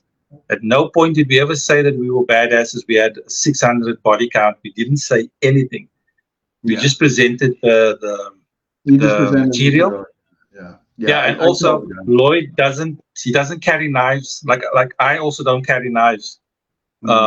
His knives were kept in his car. So like you would have to, go get the knife in his car for the seminar, but he never used to keep them on him. So you see, Dean, here's the thing, you can watch somebody's, and this is for both of us, like we never said that we were, carrying 20 knives on us. Yeah, no, he never said that, nor about you. And those are just people making up stuff or like tell me about the kudu is terrible EDC, something you wouldn't carry around and hard to, question came in from, this is from Benjamin. Experimenting with the knife and stick methods and blending them with boxing. Is the knife primarily in the lead and the stick in the rear hand, vice versa, or does it fluidly switch depending on the situation? So, stick and knife. It sounds like. All right. Well, that's his question. I'm not sure if he's trying to make some parallel to FMA, stick and knife, or he's just asking this as far as context of Piper. But again, his question is experimenting with the knife and stick methods and blending them with boxing. Is knife primarily in the lead and stick in the rear? So he's wondering, kind of like long and in our FMA world, long and short. He's wondering, would I keep the knife here and the stick back here, or would it be vice versa? Is what he's asking. Well, because I practiced. Remember, because I had more FMA in my silat because it was just a lot more fun. Because FMA is a lot more flowing for me. Like I need something that is just alive. FMA is just alive. It's like rat-a-tat. Like so. The best way to, because I've actually seen them do this in a gang fight, is your stick would be in the lead because it gives you distance. But when people breach that distance, in other words, they get past the stick, that's when they get the knife. Because the knife is effective in close range. So you don't stretch out the knife. You lead with the stick to keep your distance, like a boxer with a long arm will keep you at bay with his. Correct, with his jab. Okay, yep. Okay. And that's why you mix with boxing. It actually makes sense because you use your jab as the stick just to keep the guy at bay. And if he closes, that's when you get the hook that is waiting at the back. Gotcha. Okay. Yeah, no, well enough. And Renee's a funny guy. So Renee's asking you, has Nigel ever seen episode 355? If he has it Of made what? So Renee's episode 355, what he's asking is if you ever seen it and has it made a difference in your training. He's just being funny. That's all. He's just being, all right. Okay, so Benjamin's saying exactly what I found, keeping the stick in there. Okay. How long? Okay, here we go. Ryan, how long and fast would the average knife encounter last on the Cape Town streets, and what would be the aftermath? Police, witnesses, local news, reporters, etc. Do police even go into Cape Town flats? No, I'm just kidding. But that's Ryan's question. So how long and fast would the average knife encounter last on the Cape Town streets? And what would be the aftermath as far as police, witnesses, and reporters? Well, we don't do reporters. Like, people get stabbed so much here, you just have to somehow get to you have to figure out if the ambulance or the police are going to get there first. A knifing takes about 2 seconds. It's quick. Yeah. Because of I think I mentioned this in one of my live videos. The level of skill on the Cape Flats is so astounding that my skill is measured as average. Okay? I need you to understand, my skill at its highest, look at all the footage you've ever seen of me, including all the death cult rumors of me, put all that together, and my skill only averages out. Like, I'm just above retard, and I'm just average. So that's my actual skill. You're saying the guys there, the criminals, the actual numbers games criminals, their skill set is just so incredible by just mere the experience. Speed at which these men move makes me look like I'm just effing about. Like, I feel stupid when I see them move, and as then I go home, I'm so frustrated. And this is now the last few weeks because our church has reopened our evening services. So now the evening services have got these guys that are high because they were drinking on Sunday and they were smoking weed or whatever drugs, and now they feel like they need to see Jesus, right? So that's how I in their own church. Right? That's why I don't trust Pastor Guillaume, okay, because that's too close to home. Okay, so just letting you know. Yeah, because that thing with the Piper pastors, that's a real thing. So these guys are on a level where the entry level skill is one stab, one kill. Like if you can stab somebody once and they die, that's like kindergarten level, because they say, there's a saying on the Cape Flats, it's in Afrikaans, J is dom met die mes. That literally means you are dumb with a knife if you stabbed a guy and he died with one stab, because they said any idiot could kill with one stab. These guys can stab and miss your vitals on purpose. They learned that in prison. See, so that's where they spend that. Okay, so the whole thing with these guys that you're mentioning, they're incredibly fast and all that. Are these? Would you construe these guys as Piper practitioners, or they're just guys that grew up with it, kind of formulated what worked for them based on prison tactics, and they got yes. So you need to understand something. Nobody on the Cape Flats knows about Piper as a system. Nobody. That's what. Okay, right? That's what I thought. Okay. Like, all right, so if you hear the word Piper, that's Nigel February's research material. That's what I called it. It's you know it. If you're a martial artist in South Africa, you're supposed to know it. But if you somebody that lives next door, and then you're not supposed to know it. So that's the first thing. Okay, it's only for the members of Hogwarts. That's literally what this material is for.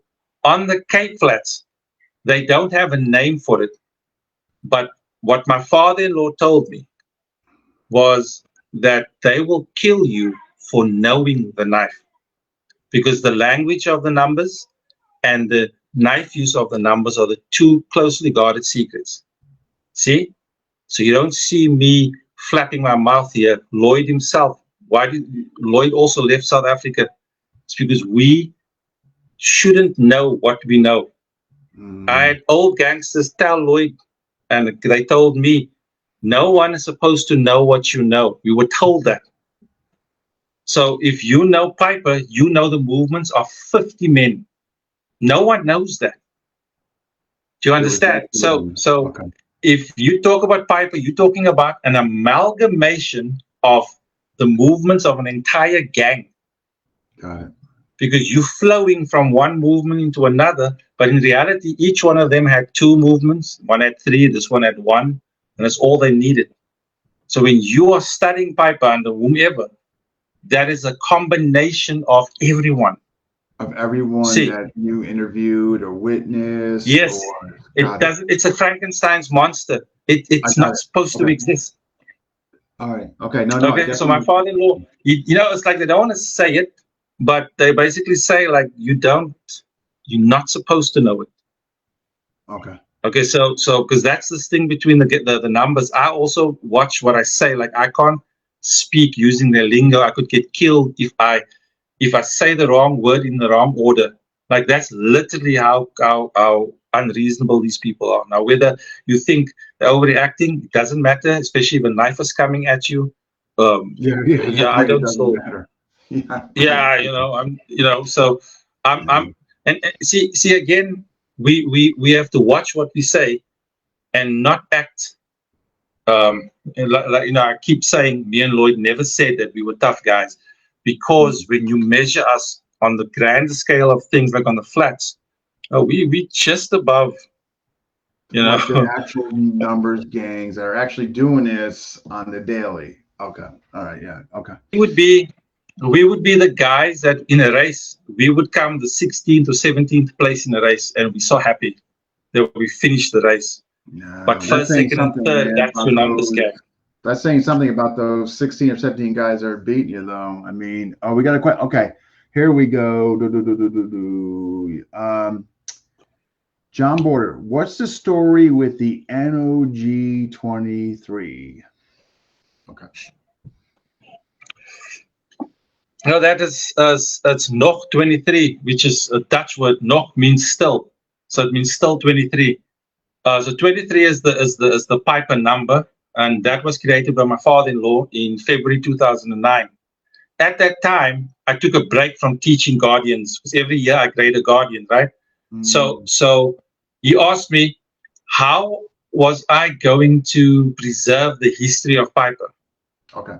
And so he said to me that you have to use the same method of preservation that the numbers gangs use. You can't use their number, but you can use a number. And if you use them, if you say the number, it is literally code for like all those years of research, like everything. Okay. Okay. So if somebody, so we got three gangs, we got like the 26, 27, and 28. Right. You don't need an explanation. You just need to say the number, and people will know. Like it's like literally like the Matrix. All that, you just press a button. Okay. Okay. So when we say nog 23, it means 23 till I die, or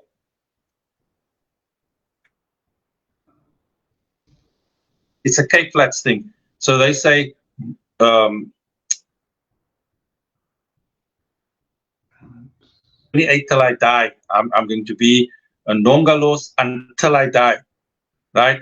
So that is essentially what it is. It's like if you had to do this in the US and say I'm Dallas Cowboys till I die, you know, or I'm the Knicks till I die. So we'll say nog Knicks, you know, it means still Knicks, you know, still Dallas Cowboy. But the right, so that is part of the culture. But the 23 is At the also time, the original Guardians too, right? sorry. The 23 is also the original Guardians too, correct? Now, when my father-in-law asked me about the whole history, I had just graded the 23rd Guardian a week before that. Got it. Okay.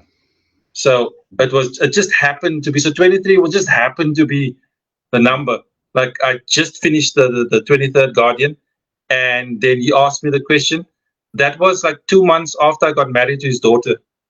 So I went to his house, and then he actually said, "Listen, what is your plans?" The first question was, "What is your intention with my daughter?" I answered that. Let's Second get one that out of was, the way. "What is your intention with Piper?" Okay. Okay. And then 23. Okay. All right. And just make sure I'm not missing any questions, and I'm not. Okay. There's an aspect of creating rotation, rotational momentum, for it and its relevance and into power. So your lens on the gimbal and universal drill, why are those significant as far as development in a student, or are they not? I shouldn't assume that. So the gimbal Well, and universal drill. so you must understand, Lloyd. When you say again, I trained all the first generation of Guardians, including Lloyd, right? But when Lloyd started hanging out with Eric, who was a tall German man, Right. he discovered that white people won't be able to move in this way, which is natural for us. So the gimbal is found in our rhythm, right? When we dance and when we move, when we walk. So how do you teach that? So what he did was he created those extra drills.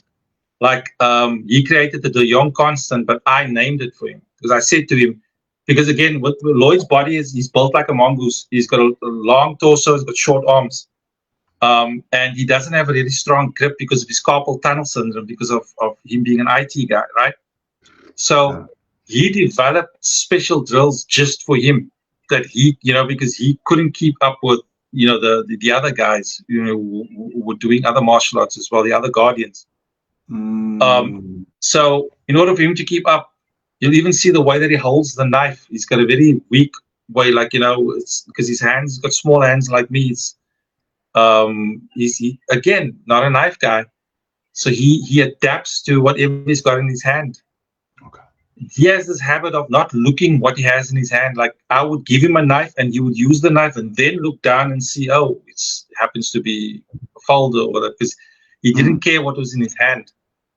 So he developed the De Jong constant, and I said to him, while that is your drill, you're gonna have to teach that drill to people who need to get the basic movement. The gimbal. The gimbal is something that is similar to Bagua and Tai Chi. It's got that same internal movement. I can see that. How do you teach this to people that are totally not from the No. I totally get it. That's why, because I asked him, say, hey, come you on the gimbal? And that's when we got in a deep conversation about there. Is that why the universal drill came up, to kind of replace that and make it more palatable than the gimbal? No, well, see again, Lloyd could do the gimbal, but he knew everyone else couldn't. And if he's teaching a seminar, because he never had students, he would have to figure out, like, how do I teach this within 3 hours? So the universal drill, I made him keep it, and I said to him, you're going to do another syllabus, and you're going to simplify. My syllabus was like 12 techniques, right? If that many. And then he had to blow it up like into subsections, just so that people could understand. So there's a lot more movement for when he teaches, because he's teaching people that have absolutely no clue. They have no background in anything. Makes sense. No. So that's what the Piper ebook was based on. I said to Eric, the Piper ebook must be based on Lloyd's syllabus, because my syllabus is just like, yeah, do it. Okay. I just do it. There's a bunch of stuff, just do it. Yeah. Because again, you remember I was very dismissive with Piper. It's more like, I don't have time for this. I'm doing Silat and I've got a capoeira demo like this weekend. Like, you better get this now. Yeah, right. Because I even had to do it this way. My students who were in capoeira, I had to go into those schools to then select guys for Silat, and then from the Silat class and groups, all my guardians, even Lloyd, all of them had to do capoeira because that was a movement martial art that teaches you to move your entire body. So the first generation, they either voluntarily had to do capoeira or I had to force them to do it. Like that. That was what the first group had to. And then Lloyd, because he loved capoeira, it was fun for him. He developed the universal drill specifically because if he leaves South Africa, because that was the plan. He had something to give. How's he gonna do it? How's he gonna get students to tap into rotation? Yes. And got it. No, totally makes sense. Under 3 hours. That was the plan. Okay. So I just chose. In other words, what Lloyd did was with me. He never gave students a lot of the older stuff, but he says, "Look, I'm going to give you stuff that the students are not going to get, but it's not going to be on the syllabus and all that." So, which I was fortunate to be exposed to some of that. But the gimbal kind of being one of them, and some other stuff that he would give to me, but not to the mass. We got a question here. Okay, this is from Brian Kanata. Nigel, are you familiar with James Keating's draw point system? I see a lot of convergent evolution. So, my father, if he was alive, he would have been a fan of James Keating because it's a guy that loves big blades. Yeah. Right. So, so James Keating was. I always used to call him the old man in the woods. Like he's that old man that will hunt humans, and skin them. Like that's how I would see him. Always out of the way. He does something that is. Yeah.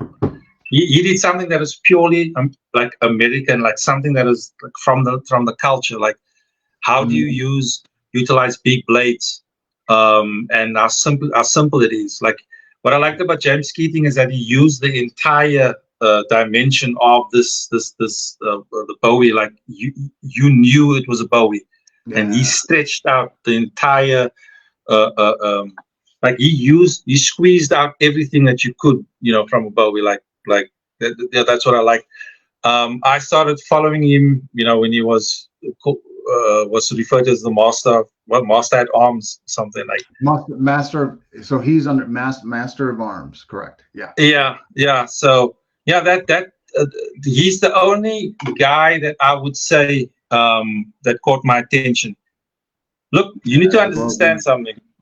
If how I select teachers like this, they have to be scary individuals, okay? Because that's how I grew up. Like all the people that I learned from the knife, like I was either this close to getting like sodomized or something. Because these guys were just evil, right? If I wasn't bullied, I was with people who killed. You could actually just smell the stench of death on these guys. So that is the reason knife, because of the people that we were exposed to. Yes. Okay. Right. So like for instance, the one guy, we both knew him well because he was a Shebeen owner. His nickname was Soppy. I think his name was Stanley or something. But he was an Americans gangster.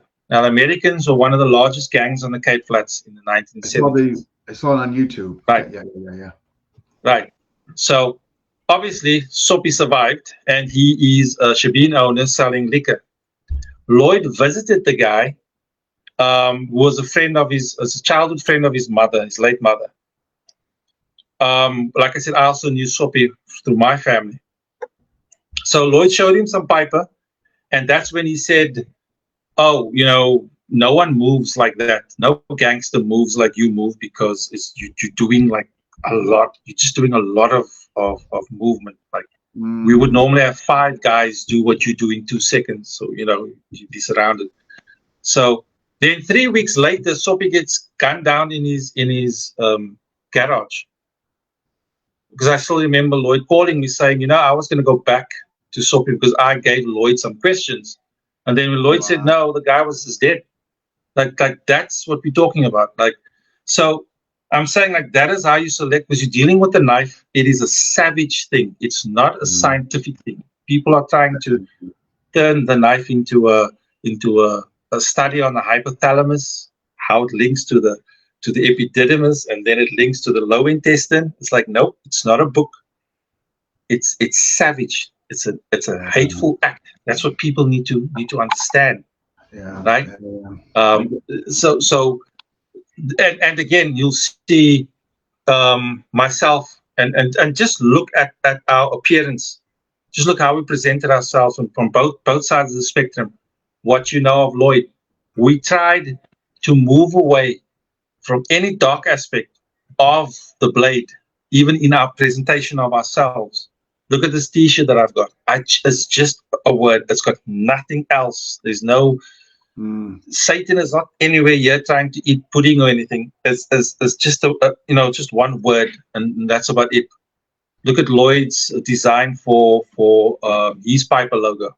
It's just it doesn't even make sense. It's not provocative. It's not in your face. It's just something. Yeah. Like you miss it if you see the logo. Like, it's because our teachers, or actually my teachers, these were horrible men. Like I don't know if I told you what happened to my uncle. I don't think so. My father's younger brother, the middle brother. I don't think so. No. Okay, so the reason why my father didn't like anything to do with gangsters, I mean, he hated gangsters, because of the name change. Remember, I had to change from Hidden Thorn to Piper after his death. Because 4th of November 1982, my uncle was in Pretoria, which is about 1,600 miles from Cape Town. It's the most northern city it's above Joburg. And he had to move there because he was just running through gangsters here in Cape Town. So he moved with his wife and stayed at his father-in-law's place. So outside one night at about 9:30, there were two gangs fighting outside the house, like outside the gate. And there were 60 of them. Okay, so the gangs were busy, trying to sort, they were actually having a fight. He walks out thinking it's about him. Okay, so he started wading into 60 men, and they shot him, stabbed him, hacked him. They used axes and pole axes. He killed 3, and he seriously injured 6. 2 of them were still in a coma, and then before he died, like he had Rasputin's death. Like, they just needed to poison him and burn him, and then it would have been similar. Okay, in the test run you did share this. In the test run you did. Okay. Yeah, when you mentioned. So I mean, so what I'm saying is, he died the way he lived. Like that's how violent these February guys were. My father died of a heart attack. But I mean, he killed 2 people too. He stabbed dogs, like, because he was a professional musician for 17 years. He played with Percy Sledge, Cliff Richard, the Peaches and Herb. I mean, that is who he played with. Oh, wow. So he lived the life of a rock and roll, whatever that was. Yeah.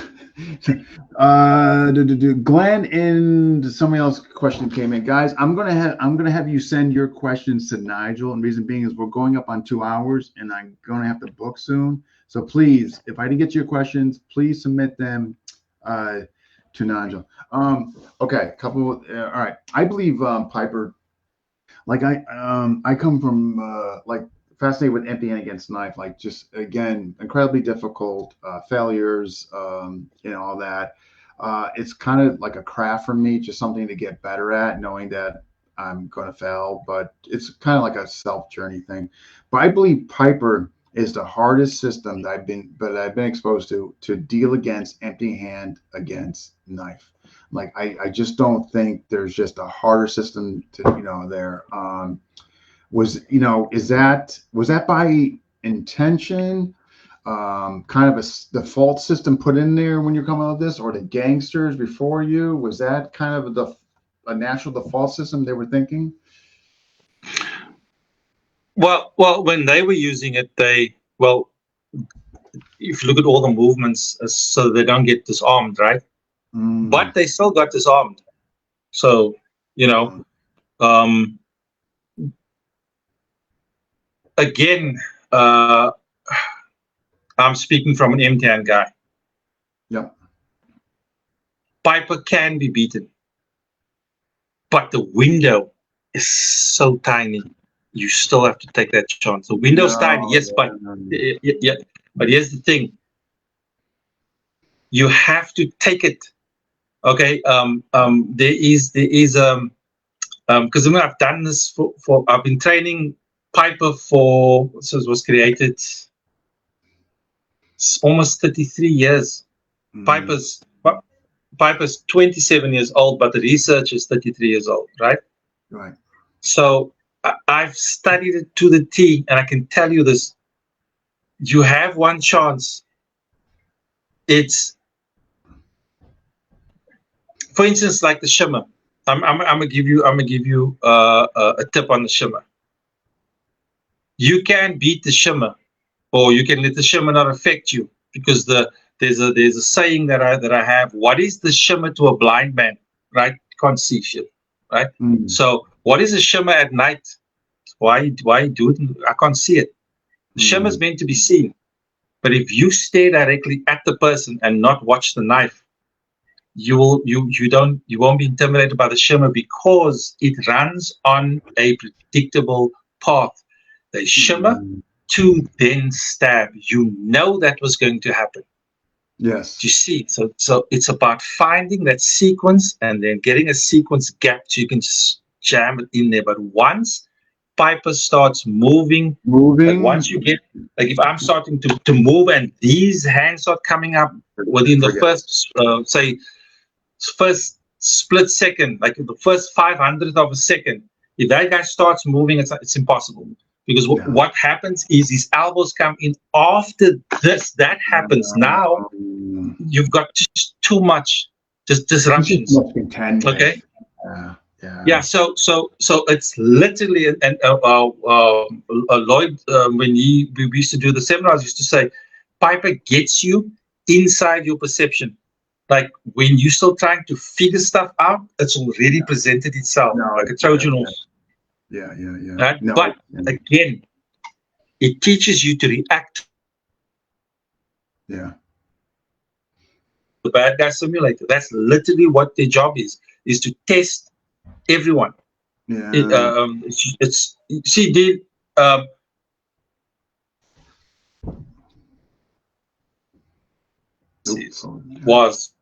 Is first of all, everybody doing Piper, even in South Africa, they all have black belts in other martial arts, right? So that's the first thing. That's mandatory. North Americans and Europeans automatically qualify by default, because you guys come in with a lot of different systems. With the different backgrounds and stuff. Okay. Yes. So that's important. Piper is supposed to be that simulation to test all those things against. See, now I wasn't lying, because Lloyd himself, like me, we don't carry knives. So guess what? We on the other side facing this thing. Yeah. I didn't fare any better after all my 3 decades of doing this thing. I'm still getting killed at if I don't act in a certain time frame and range. Specific time gap. Okay. Yes. So what I'm saying is, its purpose is twofold. One, you guys are already harvesting the spare parts for your own expressions. And two, it is the ultimate bad guy. One that is going to beat you consistently, but you're going to die less every time you run up against this. You see, it's the difference between wrestling with your Labrador and wrestling with a lion. They're both quadrupeds. They both have jaws and claws, but there's just a big difference, a fundamental difference between a lion and a Labrador. Piper represents the maxed out bad guy that you could, that is highly intelligent, it's predatory, and it's making you uncomfortable. So I'm speaking how it's perceived from to me. If I want to test out a knife defense, I go up against the Piper Guardians, because I still can't. I can't beat them. I need That's you the to ultimate. understand. Like, I can't beat them. That's the point. And they hate me. So there's no way I'm going to want to lose against them. And there's no way they're going to want to go easy on me. That's the whole point. They No, are I hear you, qualified to man. pressure test you. Okay, because they come at you with intent. That's what I was asking in the knife world is I don't really care where the knife system comes from, but can it test me? And here's the thing: you still haven't seen us defend against this. You haven't seen Lloyd do it. You've looked. I've got more than 60 live videos on the Piper page. I haven't done it.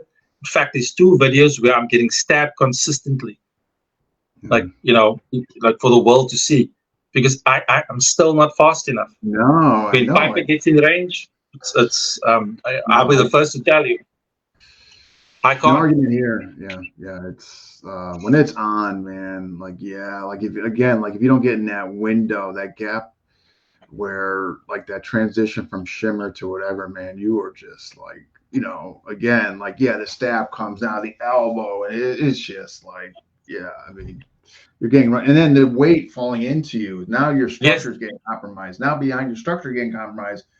Now that's freaking in you, and I mean, like you want to talk about getting behind the reactionary gap. I mean, it's you yeah, see, no argument. that's why Lloyd will use like form style and stuff like that, and you will use the African a lot more the African movements. Again, when you're doing these big movements, that's all African. He'll get away with it because he knows you're still going to be behind the gap, You need like especially the big his orbits fist and moves stuff. here, then it moves out. Then it moves on top, and then you forget, hey, he's got another arm. That arm holds the Oh, knife. I know. Yeah, right to here to boom, right? Yeah, while you're looking over there and stuff. That's why I'm so fat. Yeah. Wow. Unfortunately, this has been wonderful. I thank you so much for coming on.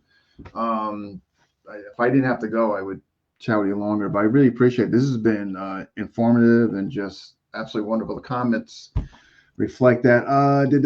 Guys, folks, I'm sorry if I didn't get to your questions. Nigel would be more than happy. He's already said that. So if you can send it to him, he'll definitely answer them. I apologize, but yeah, this has been great.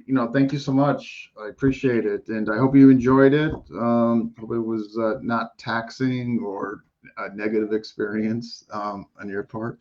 So I hopefully was freezing a lot though, apparently. you were freezing. You were freezing. Yeah, The I was cold freezing a lot. weather. Yeah, well, I know, but the gist of everything came through, though, definitely. So even though there was some freezing, folks got the gist of what you were saying. So that when you were frozen, it wasn't that long, and everybody's saying awesome talk, thank you, great interview, thanks very much, man, you killed it. So awesome. But fair to say, I'll be in touch. You know, Cool. Like I said, if anybody has any questions, they can inbox me.